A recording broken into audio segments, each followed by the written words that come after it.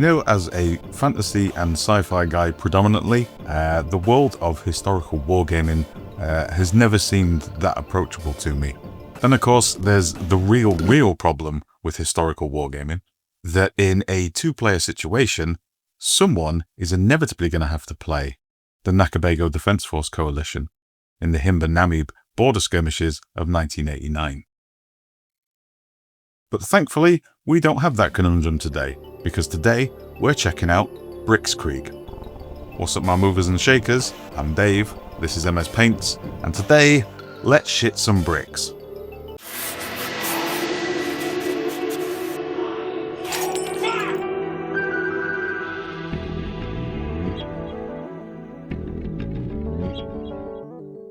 Alrighty, so Brickskrieg.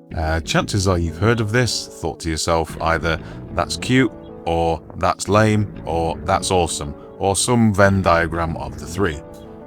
It's probably the only miniatures game I can feature on the channel where I don't feel compelled to paint anything.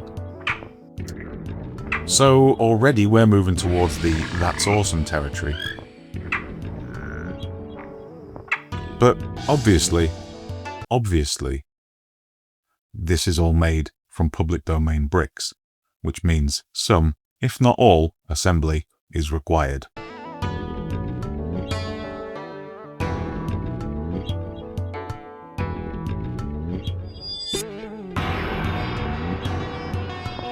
And for the sake of this video, we're going to call those royalty-free bricks Blitz blocks. Yeah, Brickskrieg's goal with this game is to make something accessible and fun on every level that they could. Though I am, now that I'm recording, realizing how fucking hard it is to say Brickskrieg and then say something after it. Brickskrieg's goal. Bricks. All of these words sound like a really uncomfortable Jackie Chan impression.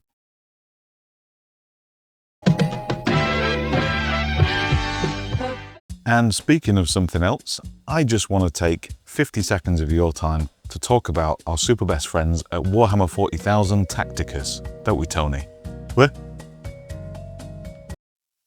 Warhammer 40,000 Tacticus is an exciting turn-based tactical strategy game set in the internal conflict of the Warhammer 40,000 universe. Ain't that right, Tony?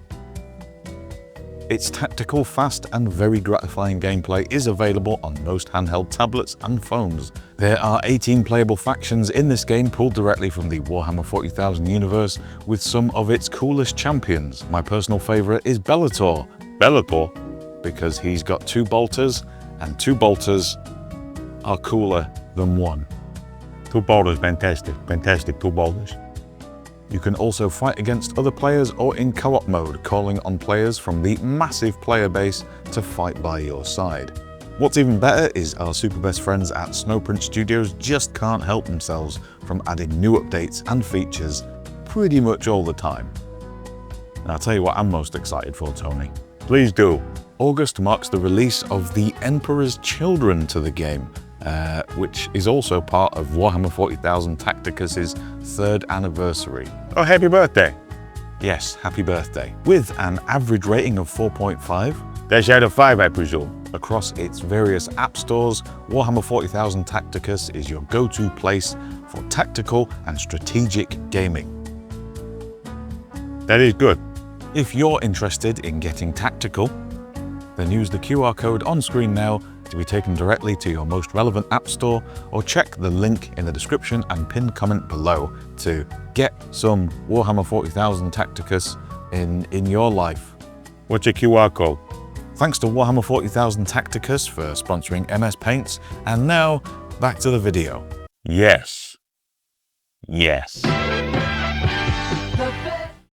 I'm Commander Shepard, and this is my favorite store on the Citadel. Excellent. We're going to go through the basic build process and gameplay and take a look at how open and fun this whole package is for pretty much everyone who isn't an absolute grouch.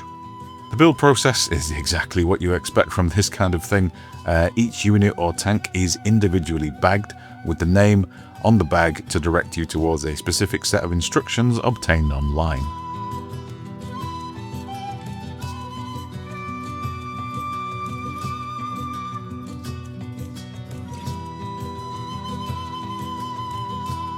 bricks are perfectly fine. Yeah, they look good, they have a nice smooth finish and slot together really well for the most part.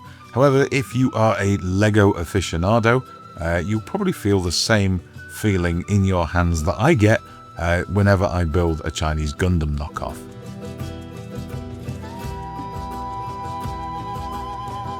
Everything is like 5% rougher around the edges, but hey, we're building little brick T-34s, so let's not try to think too hard about this.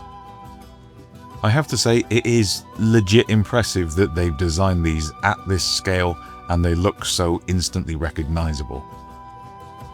Granted, these are fairly iconic looking vehicles, but it's pretty impressive. Like, I know what that is. I'm not going to say what it is. I'm going to pretend I don't know what the name of that tank is, because last time my engagement went through the roof. Onto infantry, which certainly have a more impressionist vibe to them, we'll say. They haven't gone down the minifigure route. They've gone down the little multicoloured blob route, and I'm completely digging that vibe. And yeah, after a few hours and about 6 Stargate episodes later, everything is built.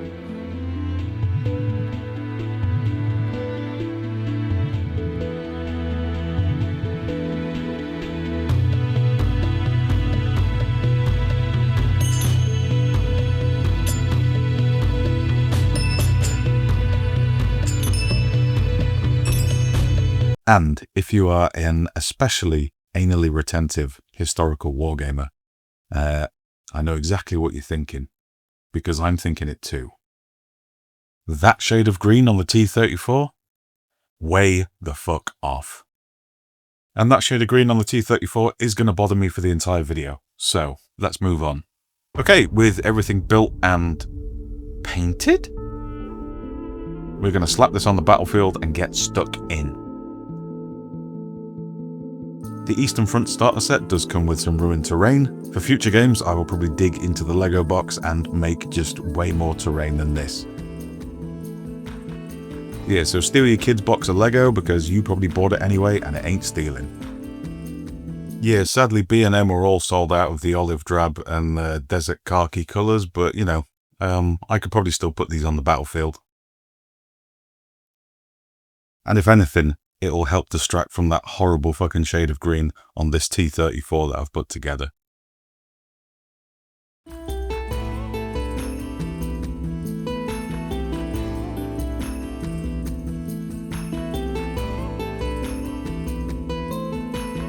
Okay, so now we have a battlefield. Brickskrieg is a pleasantly simple, unconvoluted wargame of 2 points balanced sides. For this example, we're going to use a simple version of the rules, which comes for free and packed in with the starter boxes as well. Units do come with unit cards, of course, because unit cards are fun, that have more specificity to give them more character.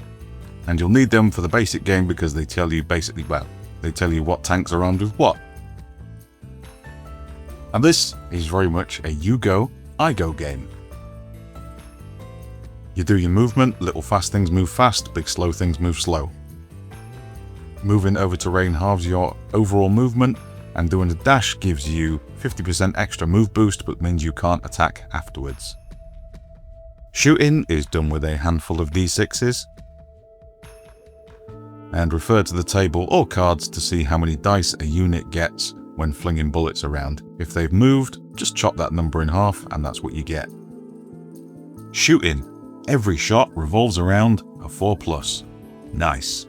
However, if your target is over half range, the target number becomes 5+, and if the enemy is actively in cover or there's some shit in the way, bump that number to an additional point to 6+.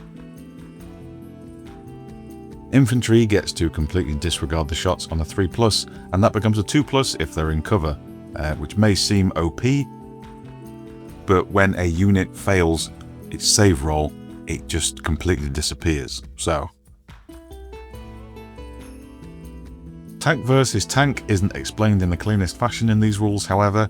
I believe, or at least this is how that we've been playing it, we just modify numbers around that 4+. So, a big gun versus regular armor makes the save harder. A little gun versus big armor makes the save easier. These are just very unfluffy rules of common sense. Whenever I explain a rule system these days, or I have a rule system explained to me, there's a glaze over wall where you get to a certain point of information saturation and you just... Yeah, even on like my weekly / fortnightly staples like Crystal Collapse or Halo Flashpoint, getting into those was like 2 or 3 games before it really completely sank in. With this, I can generally explain it in about 90 seconds and that's it. Yeah. And of course, if 2 units end their turn within 4 inches of each other, it's a fixed bayonet's time and they can do a charge. Defending units get to fling piss bottles and bricks at their attackers with their full barrage of attacks. This can get fairly nasty, but even nastier, any attacking units that successfully make it into melee, the charged unit rolls a save of 4+, and if they fail it, then they just disappear. They're gone. Yeah, so the whole melee thing can just... One melee charge can kind of just get rid of everyone's infantry, really. And that's kind of it, really, with the simple rules at least. Of course, there are way more units available for this game, including planes, other tanks, specialist infantry units, and yeah, there's terrain. Yeah, little ruined French houses, pillboxes, and a fucking D-Day coastline that you can build. And it's not just a cute one and done thing, even though it's a small company, they've got a sizable back catalogue of stuff available, and that's another added bonus of using these Blitz blocks. Blitz blocks. Brickskrieg. Yeah, designers can just sit there in front of a Monk or Stargate box set with a handful of Lego and put some stuff together and make it work, make a bits list and send that off to the Blitz blocks manufacturers in China, and then there you go. You've got your product line already done. I met up with these guys at UK Expo, met up with Ali specifically, and they even told me that, like, I think one of the employees' kids had made a house as like a prototype, and they were like, yeah, that looks like a ruined French house. Yeah. Ship it, print it, done it. I have had a couple of games of Brickskrieg this week with a couple of mates, and we had a laugh and we had some fun, and that's kind of what I want from a game sometimes. I'm a big proponent of games that aid in a social situation rather than games that become the situation. Yeah, there's games out there I simply can't enjoy because the game requires all of your concentration to keep up with, and this is the polar opposite of that. I do want to take a hot second to say that this video was not sponsored by Brickskrieg, but I met up with them at UK Games Expo and they were sound. And then they sent me this free starter set for the Eastern Front. I think this is a pre-order, I'm not entirely sure, but they do have already available starter sets with different factions in. Warbands, can you call countries in historical wargaming, can you call them warbands? Yeah, they sent it, and I don't think they were expecting a dedicated video. But it's just a bit lovely. It's just a bit lovely. So if you are interested in this, head over to brickskrieg.store and take a look around, see if anything catches your fancy. So thank you to Brickskrieg for the free stuff, and thank you to my wonderful Patreon community for being absolute legends to one another, helping keep the lights on around here and helping keep me upright. And I will see you next time for... Cheers! I'm out of here. And of course, guys, don't forget to check out Warhammer 40,000 Tacticus, available now from all good app stores.